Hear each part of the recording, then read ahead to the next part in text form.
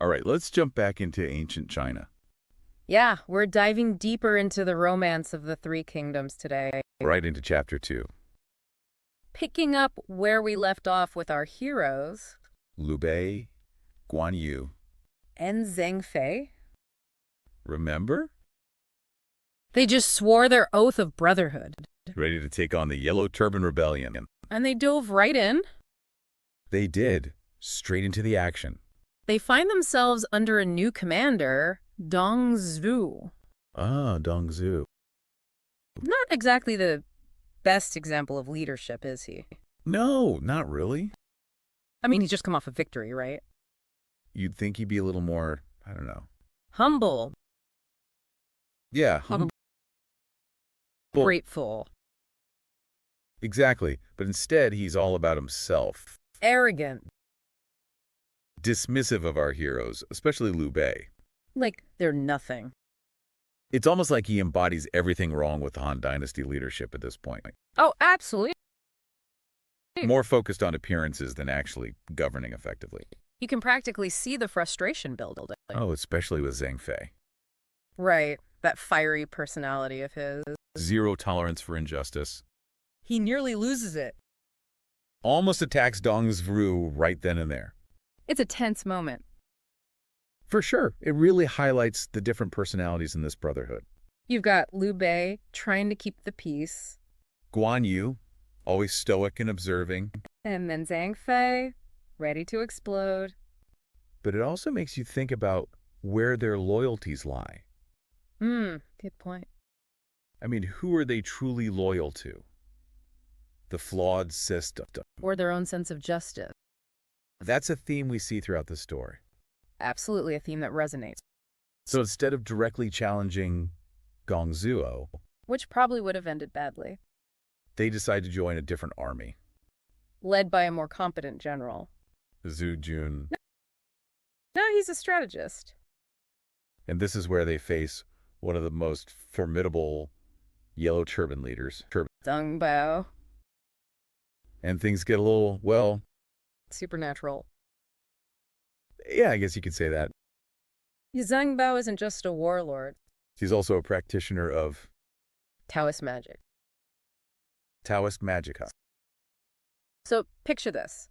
Armies clashing, right? Okay, got it. Swords clang, dust everywhere. Epic battle scene. Suddenly, the sky darkens. Wait, what? The wind howls. Okay, now I'm intrigued. And out of thin air, ghostly soldiers appear. Whoa, hold on. I know, it sounds crazy, but... Taoist magic. I mean, what's that all about? Well, Taoism was a major philosophical and religious tradition in China. Right, I've heard of it. Beliefs about magic and the supernatural were completely woven into their society. So it wasn't just stories. No, not just folklore. It was part of their reality. I see. So when Zhang Bao unleashes this magic, It's terrifying. it totally throws Liu Bei's troops off guard. They're forced to retreat. Makes sense. I mean, how do you fight ghosts? It really shows you can't always win with just brute force. You need to understand the culture The spiritual landscape. to achieve victory. Luckily, General Zhu Jun, he's a clever guy. He realizes this isn't your average battle. This calls for a different approach. So what does he do? Well, he decides to fight magic with animal blood Animal blood. and other, shall we say, pungent substances. Oh, okay. I see where this is going. The idea is to disrupt the balance, the elements, you know. I guess it makes sense in a way. Strong smells. Visceral component. Bringing the soldiers back to reality. A bit gross. Maybe a little, but... Desperate times. Desperate measures. Exactly. But it's not just about the stench. Right. He needs a solid plan. He positions Guan Yu and Zhang Fei on the high ground. Ah, the classic ambush. Ready to strike when the magic fades. Smart. They're not just warriors anymore. They're becoming strategic thinkers. Evolving their tactics. That's what it takes to survive in this world. Absolutely. I mean, it's just such a cool blend of military tactics, right? Yeah, and a bit of Folklore. folklore makes it so dynamic. It really does. So, the illusion fades. The army's exposed. And who's leading the charge? Guan Yu and Zhang Fei. Those two are unstoppable. Quite the pair. And right in the thick of it, Yeah. Liu Bei spots Zhang Bao himself. A turning point. Oh, absolutely. Talk about a decisive victory. A victory that shows their adaptability. I mean, they really thought outside the box. Overcoming those odds. But this chapter, It's not just about one battle. it's bigger than that, right? It zooms out, showing the scale of the rebellion. While they're dealing with Zhang Bao Other battles are raging. across the empire. Gives you a sense of just how widespread this is. It's huge. And we start to see other key players. Emergent. Individuals who will really shape the destiny of the Three Kingdoms. Laying the groundwork. We hear about victories by generals like Huang Fusang. And don't forget, Importantly, Cao Cao. Cao Cao. He's going to be a big deal later on. Oh yes, very important. It's like setting the stage, The pieces are moving. like a game board. Exactly. The whole empire is waiting to see who comes out on top. And then, amidst the chaos, there's Sun Jian. Sun Jian, tell me about him. He's young, ambitious, known for his bravery, his cunning. Sounds like a force to be reckoned with. He plays a crucial role in quelling the rebellion. Showing real leadership. The kind that makes people take notice. So things are shifting, huh? You can feel it. But here's the thing.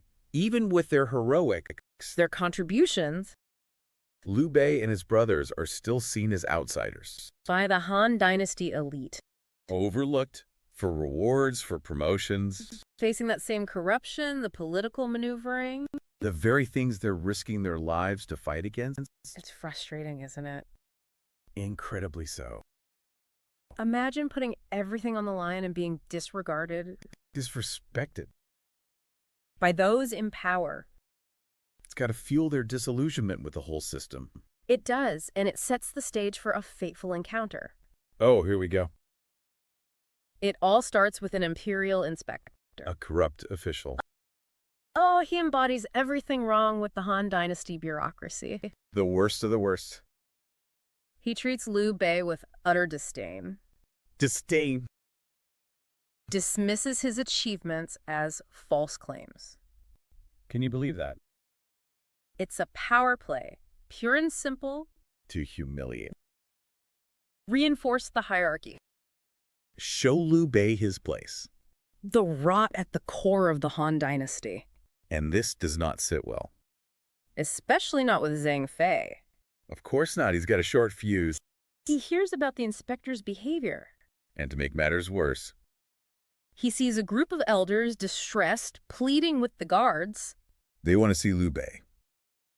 These elders, they represent the ordinary people.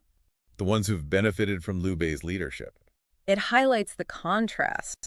Between Liu Bei's genuine care. And the inspector's callous indifference. Night and day. And that's all it takes for Zhang Fei. He snaps. Bursts into the county office. Finds the inspector. Sitting there, smug as can be. And Let's just say the inspector gets a first-hand experience of Zhang Fei's temper. I bet he does. Drags him out by the hair. Oh no. Ties him to a hitching post. This can't be good. And gives him a lashing. A lashing. A thorough one. Wow, brutal. It's a scene that's brutal, yes, but also, I can see a little bit of humor in it too. oh, there's definitely a comedic element. Especially with Zhang Fei's personality. So impulsive. And the crowd. They're loving it. Really? They see Zhang Fei as a hero Someone who's not afraid to stand up. to a corrupt official. I guess it shows how deep the resentment runs. It does. Deep-seated resentment against the ruling class. But what about Liu Bei? He arrives, he's shocked, he tries to stop Zhang Fei. Too late. The damage is done. Even Guan Yu adviseth him to leave. To abandon their posts, return home, He sees no point in serving a government that rewards corruption. and punishes those who try to do good. What a mess. It's a turning point for all of them. They realize the system is broken, Beyond repair. so they just ride off. Into the unknown. What do you think they're feeling? Fear. Regret. Maybe even a little bit of freedom. It's a huge decision. They've chosen their path, Away from the corruption. but it's a dangerous one. Full of uncertainty. They end up with Lu Hu. The governor of Dai State. Now he's interesting. He sees something in Liu Bei. Recognizes his values, His courage. and he also acknowledges Liu Bei's lineage. As a descendant of the Han imperial family. Adds another layer to this story. Legacy. Bloodlines. Still important, even back then, Especially in a society where ancestry mattered so much. for social standing. Political legitimacy. Liu He's decision to protect them. A glimmer of hope.